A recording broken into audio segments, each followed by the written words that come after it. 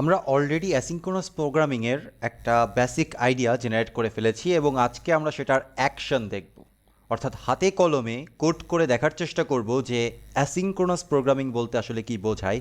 আমি এখানে চ্যাপ্টার 17 ফোল্ডারের ভেতরে এখানে যে সোর্স ডিরেক্টরিটা আছে সেই ডিরেক্টরির ভেতরে অ্যাপ.জেএস ফাইলটা আছে, সেই ফাইলটার সাথে সাথেই আর একটা ডিরেক্টরি ক্রিয়েট করেছি লেসন্স নামের, যার ভেতরে আমি সমস্ত লেসন্সগুলোকে ইনক্লুড করে দিব এবং অ্যাপ.জেএসের ভেতরে আসলে কিছুই হবে না, সব লেসন্সের ফাইলগুলোকে জাস্ট ইম্পোর্ট করব। ওকে, এখানে দেখেন যে ইম্পোর্ট লেসন্স ফ্রম লেসন 2 এই টাইপের একটা ইম্পোর্ট স্টেটমেন্ট লেখা হয়েছে এবং এইটাই হচ্ছে আমাদের মেইন ফাইল। সো আমাদের অ্যাপ.জেএসের কোনো দরকার নেই এবং এটাকে আমি কোল্যাপস করে রাখি ফাইল স্ট্রাকচারগুলোকে। সো আমরা লেসন 2তে যা লিখবো সেটা আমাদের ব্রাউজারের কনসোলে আউটপুট দিবে এবং সেম আউটপুট আমরা নোড.জেএস ব্যবহার করে টার্মিনালেও দেখতে পারবো। কিন্তু এই প্রজেক্টটা দেখার জন্য বা এই কোডগুলো দেখার জন্য আমি আপাতত সাজেস্ট করব ব্রাউজারের কনসোল, কারণ সেখানে মাচ কন্ট্রোল থাকে আমাদের হাতে।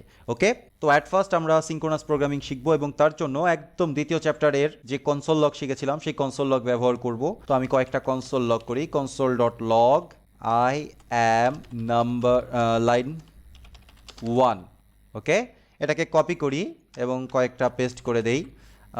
I am line 2, line 3, line 4, line 5।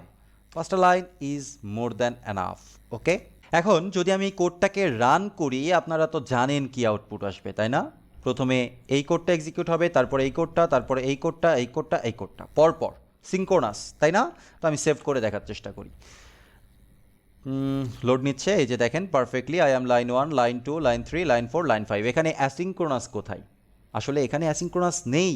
Normally আমরা যেসব প্রোগ্রামিংগুলো করে থাকি, যেসব কোডগুলো লিখে থাকি, তার ভেতরে অ্যাসিনক্রোনাস পাওয়া যাবে না। আমাদের অ্যাসিনক্রোনাস সিমুলেট করতে হবে। আমরা অ্যাসিনক্রোনাস পাবো তখন যখন আমরা ফাইল সিস্টেম নিয়ে কাজ করব, আমরা অ্যাসিনক্রোনাস পাবো তখন যখন আমরা ডেটাবেস নিয়ে কাজ করব, আমরা অ্যাসিনক্রোনাস পাবো তখন যখন আমরা ওয়েব নিয়ে কাজ করব, রেস্ট এপিআই নিয়ে কাজ করব।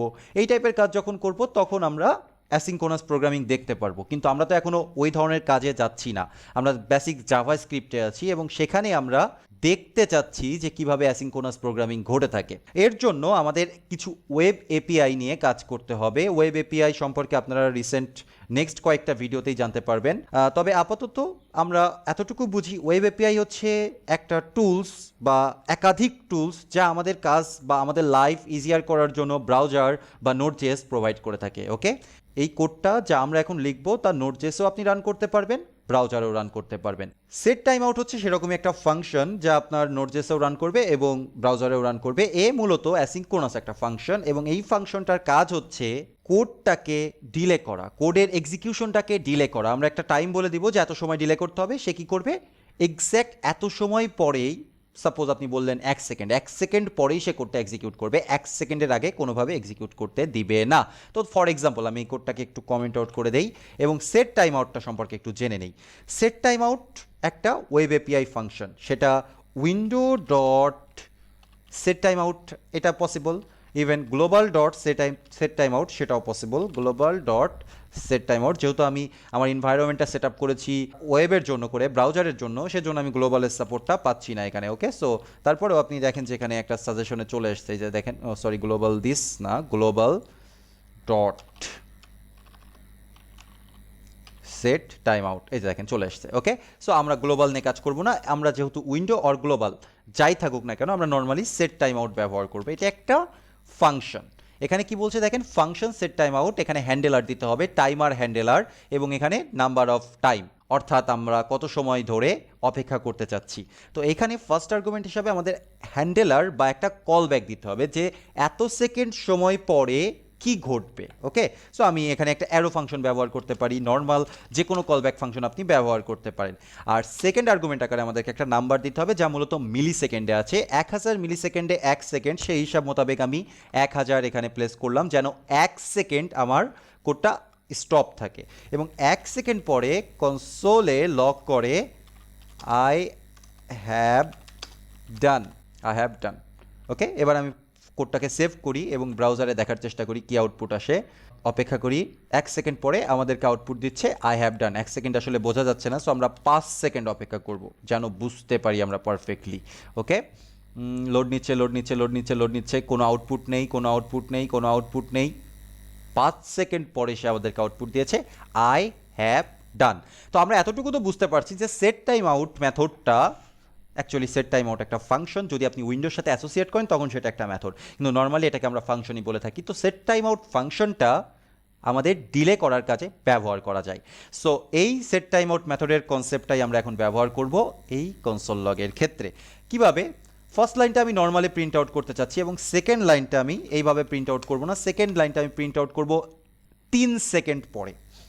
সেট টাইম আউট আপনি জানেন সেটা কিভাবে করতে হবে, এখানে একটা কল ব্যাক ফাংশন এবং তারপরে এবং টাইম দিতে হবে, আমি এখানে টাইম হিসাবে দিলাম 3 সেকেন্ড। ওকে, 3 সেকেন্ড। এখন এরপরে আমরা লাইন 3কে প্রিন্ট আউট করতে চাচ্ছি 0 মিলি সেকেন্ডে। ওকে, তাহলে আমি এটাকে কাট করলাম এবং এইটাকেই একটা কপি করে এখানে পেস্ট করি 0 মিলি সেকেন্ড, কিন্তু সেট টাইম আউটের ভেতরেই থাকবে, কিন্তু 0 মিলি সেকেন্ডে হবে এবং এটা হচ্ছে লাইন 3। আচ্ছা, তারপরে লাইন 4 যেভাবে আছে সেভাবেই থাক। আমরা লাইন 5কে প্রিন্ট আউট করতে চাচ্ছি অন্তত পক্ষে 1 মিলি সেকেন্ড পরে। অ্যাকচুয়ালি মিলি সেকেন্ড না, এতক্ষণ ধরে আমি বোধহয় মিলি সেকেন্ড বলছি, কিন্তু সব কিছু হচ্ছে সেকেন্ড, যেহেতু হাজার যুক্ত করা হচ্ছে, তাই না?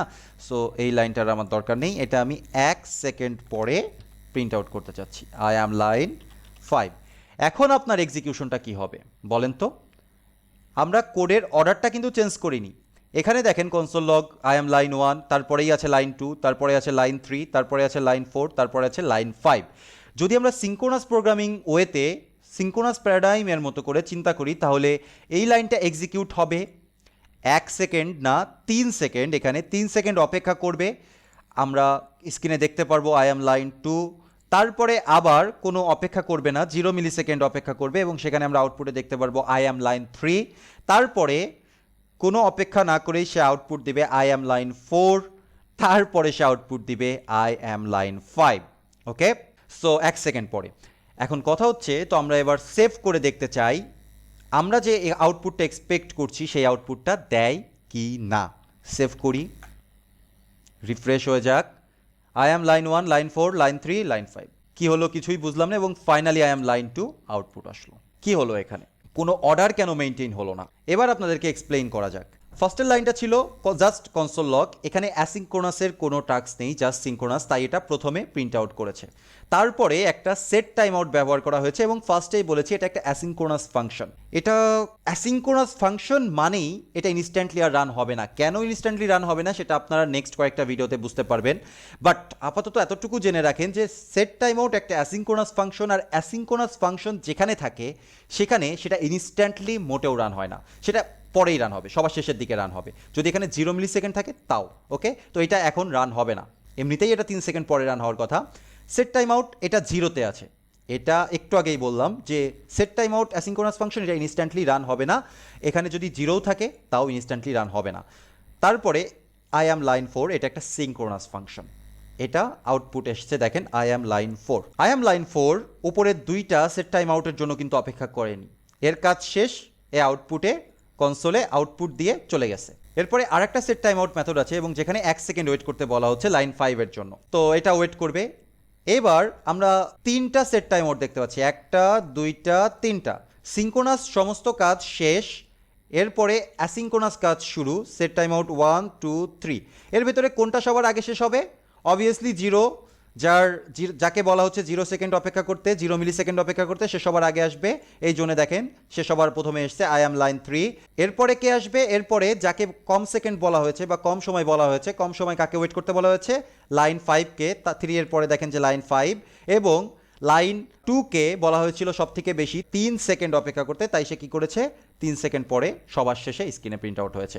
That is called asynchronous programming. কেউ কারোর জন্য অপেক্ষা করবে না, যার কাজ আগে শেষ হয়ে যাবে সে সবার আগে এক্সিকিউট করবে। এই কাজটা আরও ভালোভাবে বোঝার জন্য আমি এখানে আরেকটা কোড করেছি জাভাতে, সিঙ্ক্রোনাস প্রোগ্রামিংয়ে। ওকে, সো সেই কোডটা আপনারা একটু বোঝার চেষ্টা করবেন, তাহলেই হয়তো বুঝতে পারবেন যে জাভাতে আসলে কি হতো। ব্যাপারটা সেম জিনিসটাই জাভাতে রান করলে সিঙ্ক্রোনাস প্রোগ্রামিংয়ের ক্ষেত্রে কি হতো। এখানে প্রথমে একটা system dot out dot print line ব্যবহার করে জাভাস্ক্রিপ্টে কনসোল লগ আর জাভাতে system dot out dot print line, okay, বা প্রিন্ট লন যাই বলেন। তো এখানে একটা কনসোল লক করা হয়েছে লাইন 1, এখানে আরেকটা কনসোল লক করা হয়েছে। তারপরে 1 সেকেন্ড অপেক্ষা করতে বলা হয়েছে লাইন 3 প্রিন্ট করার জন্য, 2 সেকেন্ড অপেক্ষা করতে বলা হয়েছে লাইন 4 প্রিন্ট আউট করার জন্য। এরপরে আমি এখানে আরেকটা কপি করে নেই। আপনাকে এই কোডটা বোঝার জন্য জাভা বুঝতে হবে না, আপনি জাস্ট আউটপুটটা দেখবেন, ওকে। এটা হচ্ছে লাইন, অ্যাকচুয়ালি এটা 5, ওকে, খেয়াল করবেন। তাহলে প্রথমে তো এই দুইটা লাইন প্রিন্ট আউট হবে, তারপরে জাভাস্ক্রিপ্টের রুলস অনুযায়ী 5 প্রিন্ট আউট হবে, অ্যাসিনক্রোনাস ওয়েতে 5 প্রিন্ট আউট হবে, তারপরে 3 প্রিন্ট আউট হবে এবং তারপরে 4 প্রিন্ট আউট হবে। আচ্ছা, আমি এটাকে আরেকটু উল্টায় দিই, এখানে হচ্ছে এটা 2 মিলি সেকেন্ড করে দিই বা 2 সেকেন্ড করে দিই, আর এখানে এটা 1 সেকেন্ড করে দিই। তাহলে আগে 4 প্রিন্ট আউট হওয়ার কথা অ্যাসিনক্রোনাস ওয়েতে, পরে 3 প্রিন্ট আউট হওয়ার কথা। জাভাতে কি হয় দেখি, আমি সেভ করে রান বাটনে ক্লিক করি। লাইন 1 কি হচ্ছে দেখি, দেখেন লাইন 1 2 3 4 5 সব কিন্তু সিরিয়াল ওয়াইজে এসছে। আরেকবার, হ্যাঁ, আমি আবার ক্লিক করি, কিছুক্ষণ অপেক্ষা করেন। লাইন 1 2 অপেক্ষা করছে, 3 অপেক্ষা করছে, 4 5 একসাথে। তো কেউ কারোর আগে পরে আসেনি, যার যেভাবে আসার কথা, যেই সিরিয়াল ওয়াইজ এখানে কোড করা হয়েছে সেই সিরিয়াল ওয়াইজ এখানে কোডটা চলে এসছে। এটা হচ্ছে সিনক্রোনাস ওয়ে, ওকে। সো জাভাস্ক্রিপ্ট মোটেও সিনক্রোনাস না, জাভাস্ক্রিপ্ট অ্যাসিনক্রোনাস। জাভাস্ক্রিপ্টে কেন অ্যাসিনক্রোনাস সেটা আমরা বুঝবো, জাভাস্ক্রিপ্ট অ্যাসিনক্রোনাস টাস্কগুলো কীভাবে হ্যান্ডেল করে সেটাও আমরা বুঝবো। জাস্ট আপাতত এতটুকু বোঝেন, অ্যাসিনক্রোনাস মানে হচ্ছে যার কাজ যখন শেষ হবে সে তখন আউটপুট দিয়ে দিবে, কেউ কারোর জন্য অপেক্ষা করবে না। ওই গানটার মতো, যদি তোর ডাক শুনে কেউ না আসে তবে একলা চলরে। জাভাস্ক্রিপ্ট ঠিক এরকম, প্রত্যেকটা লাইন একা একা চলবে, কেউ কারোর জন্য অপেক্ষা করবে না, ওকে।